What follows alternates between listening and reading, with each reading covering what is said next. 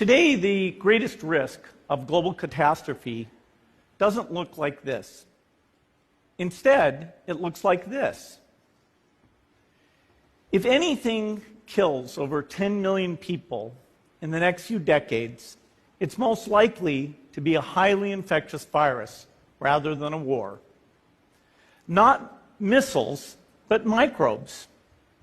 Now, part of the reason for this is that we have invested a huge amount in nuclear deterrence. But we've actually invested very little in a system to stop an epidemic. We're not ready for the next epidemic. You can have a virus where people feel well enough while they're infectious that they get on a plane or they go to a market. The source of the virus could be a natural epidemic like Ebola, or it could be bioterrorism. And so there are things that would literally make things 1,000 times worse. In fact, let's look at a model of a virus spread through the air like the Spanish flu back in 1918. So here's what would happen. It would spread throughout the world very, very quickly. And you can see there's over 30 million people die from that epidemic. So this is a serious problem. We should be concerned. But in fact, we can build a really good response system. We have the benefits of all the science and technology that we talk about here. We've got cell phones to get information from the public and get information out to them. We have satellite maps where we can see where people are and where they're moving. We have advances in biology that should dramatically change the turnaround time to look at a pathogen and be able to make drugs and vaccines that fit for that pathogen. So we can have tools, but those tools need to be put into an overall global health system, and we need preparedness.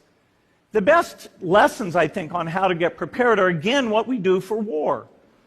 For soldiers, we have full-time waiting to go. We have reserves that can scale us up to large numbers. NATO has a mobile unit that can deploy very rapidly. NATO does a lot of war games to check, are people well-trained? Do they understand about fuel and logistics and the same radio frequencies? So they are absolutely ready to go. So those are the kinds of things we need to deal with an epidemic. What are the key pieces? First is we need strong health systems in poor countries. That's where mothers can give birth safely, kids can get all their vaccines, but also where we'll see the outbreak very early on. We need a medical reserve corps, lots of people who've got the training and background who are ready to go with the expertise.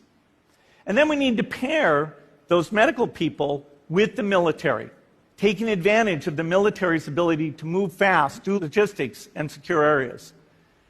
We need to do simulations, germ games, not war games, so that we see where the holes are.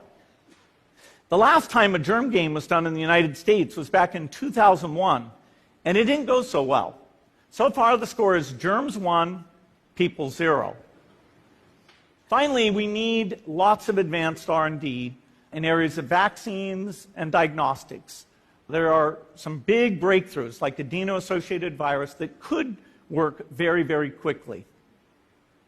Now, I don't have an exact budget for what this would cost, but I'm quite sure it's very modest compared to the potential harm.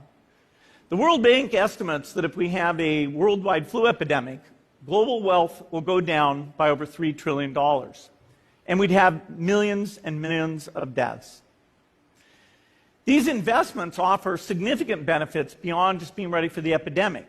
The primary health care, the R&D, those things would reduce global health equity and make the world more just as well as more safe. So I think this should absolutely be a priority. There's no need to panic. We don't have to hoard cans of spaghetti or go down into the basement. But we need to get going because time is not on our side. In fact, if there's one positive thing that can come out of the Ebola epidemic, it's that it can serve as an early warning, a wake-up call to get ready. If we start now, we can be ready for the next epidemic. Thank you.